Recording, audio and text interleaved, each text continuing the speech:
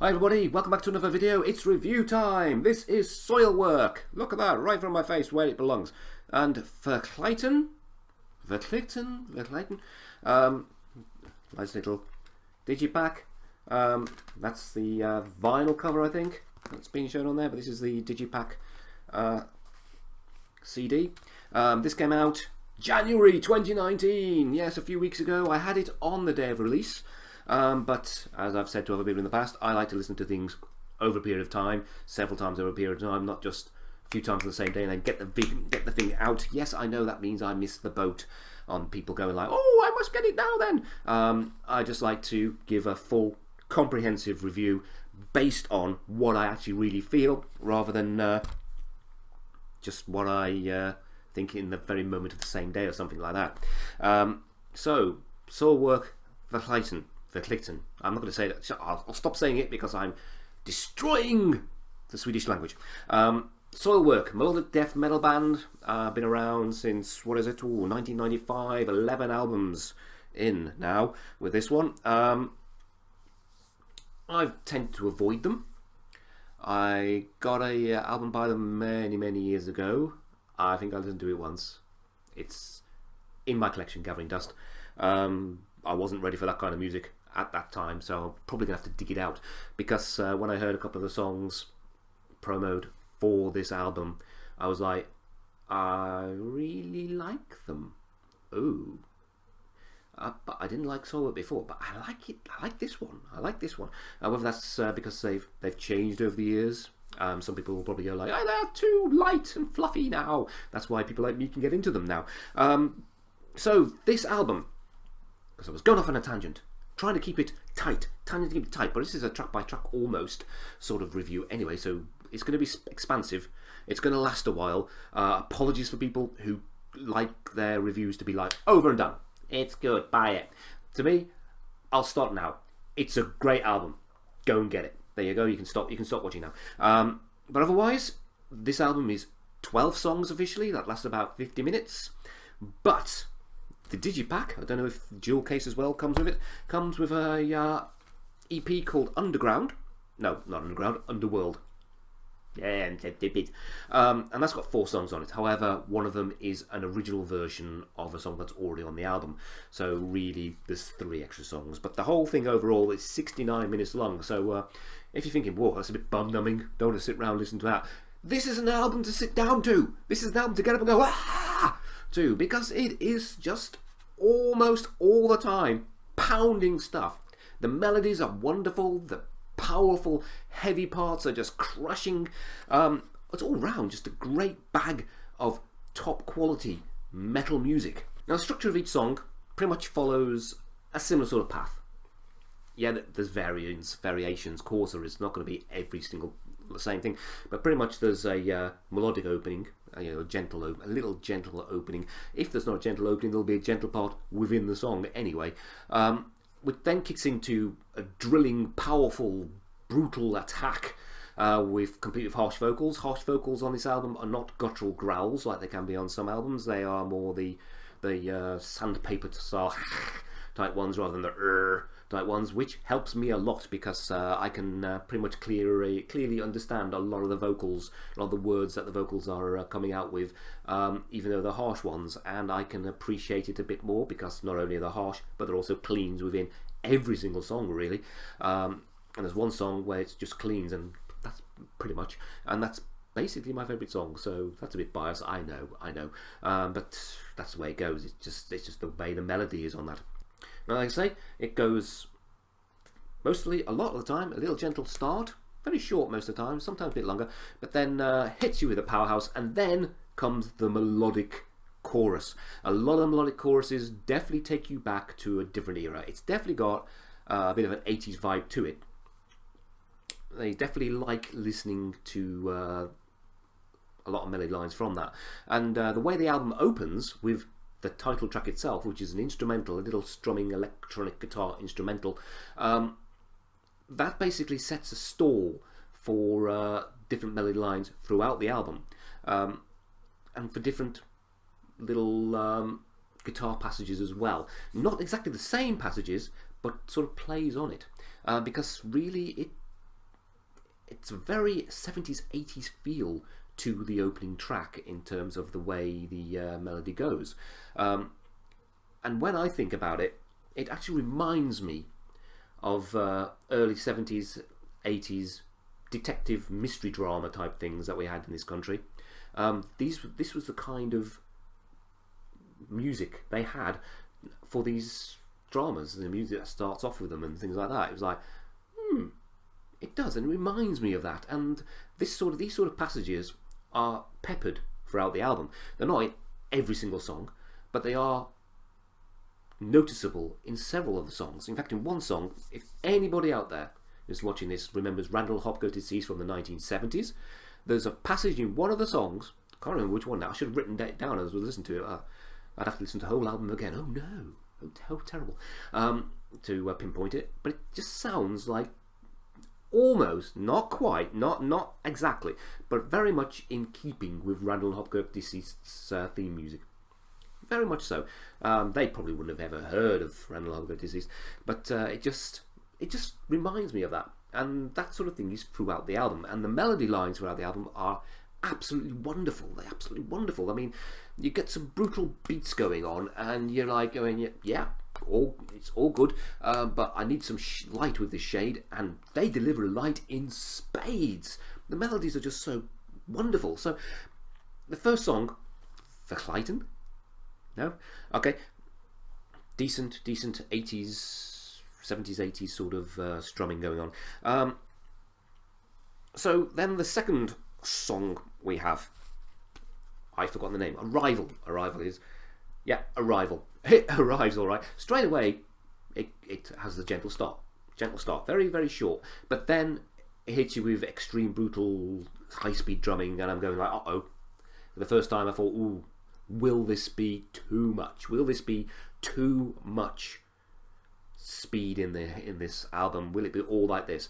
But it breaks down very, very quickly, and the melodies kick in, and suddenly you're taken off to somewhere completely else, and the whole song is just like awesome, absolutely awesome. Then comes Bleeded is Spoiler, which is much more of a stomper of a song. So suddenly I'm going like, oh, it's not all going to be like type drumming all the way through.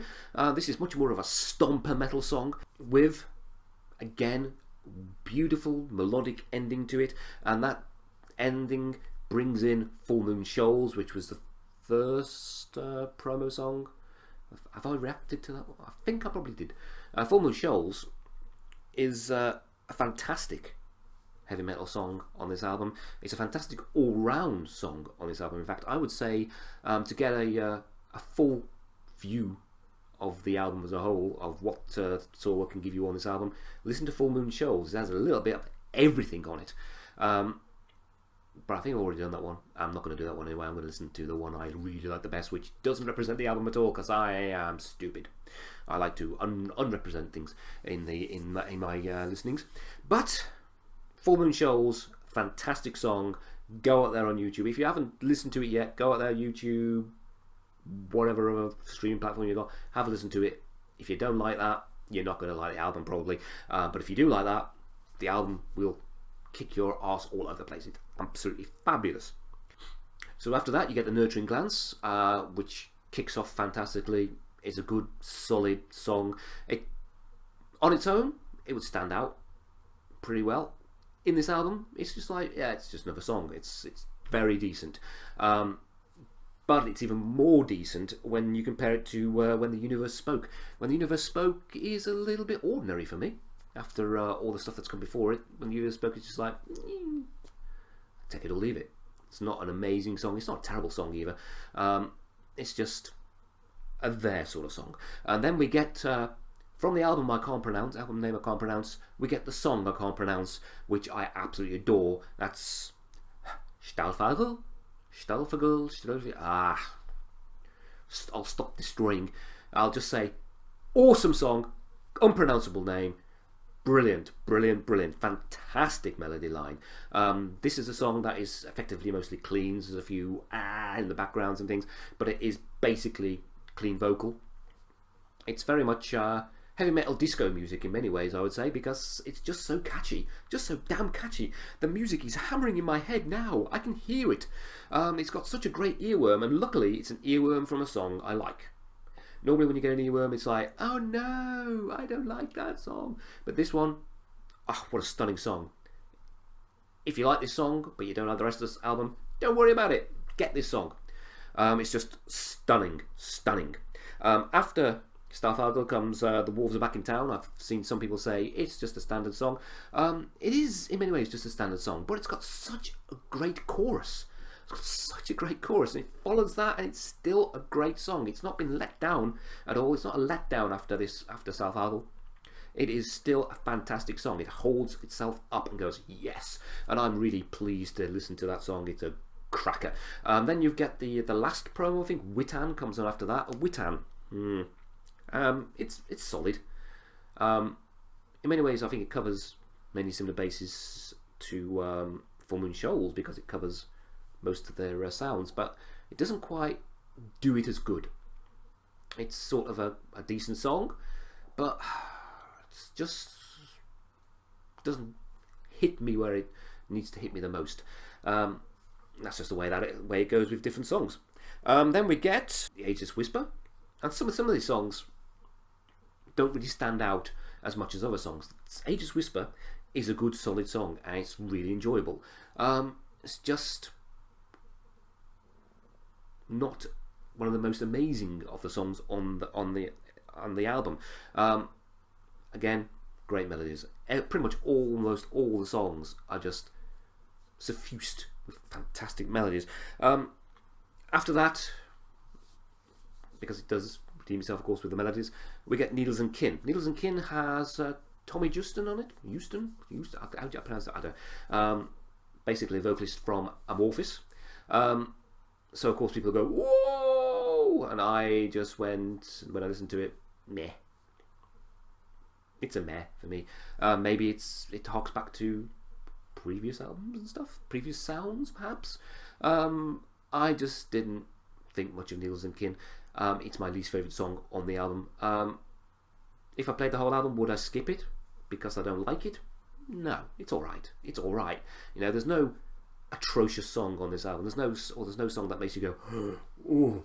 But Needles and Kin is a bit, yeah, take it or leave it. Finally ends, the album officially ends, should I say, on You A Quiver. Wonderful, epic ending. Wonderful. This song, even more than some of the other songs, the melody lines, etc., feel like they've come from a different decade. It's hard to place which decade the song is from. It's just a wonderful, wonderful ending. And if there is a standard dual case issue without the Underworld EP on it, it ends there. Wow, you've had a great album. But of course, this one carries on, and it carries on with these ones: Summer Burned and Winter Blown, In This Master's Tale, The Undying Eye, and then Needles and Kin original version. I don't need that. I've heard it. Doesn't really add anything or take anything away from the first one, because it's just a song to me. So I don't know. But the other three songs are bloody fantastic. They're bloody fantastic. It's just how much patience, how much stamina do you have left after listening to 50 minutes of solid, powerful, wonderful melodic death metal with crazy melodies going on? Let's listen to 3 more of them at least. I could do it, so I'm sure you could too. So all in all, this is a real treat. A real treat. Now, a lot of melodic death albums, recently I've heard a few, and I'm going like, these are progressive, very progressive albums by really, they are progressive artists in the main. I would say, though, this is very much a heavy metal band. There's lots of variety within that, but they've got their, like I say, they've got a simple structure going on each time. So could I class them as progressive in that way? I don't know.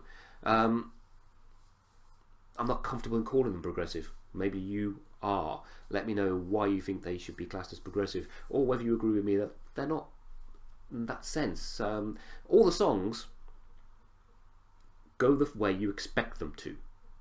There's no real huge surprises, but all of them pretty much take you away on a fantastic journey. This is a fantastic Fantastic album. If you like melodic death, if you like... Bring it over here. If you like melodic death, if you like heavy metal with beautiful choruses, and you like a bit of sounds from the 70s and 80s as well, if you like all that sort of stuff, this is a fantastic album. You cannot go wrong with it. I will give this one a solid quality 8 out of 10. Like I say, there's 2 or 3 songs on there that are like, you know, but they've been buried by the sheer quality of the numbers. If they were on their own, they would be very, very decent. Very, very decent. All in all, I recommend this album. That's all I've got to say, except the fact that I have done a listen to Stålfågel, because I punish myself by not being able to pronounce names properly and upset people from Sweden by not being able to pronounce the words. So I've done a listen to that, so check that out if you want to, if you haven't heard anything from this album yet. Is it consistent with the album? Well, it's mostly cleans, but it does show you the wonderful melodies it's got in there. It is a pulverizing beast of a beautiful song, so take a listen. See you then. Bye.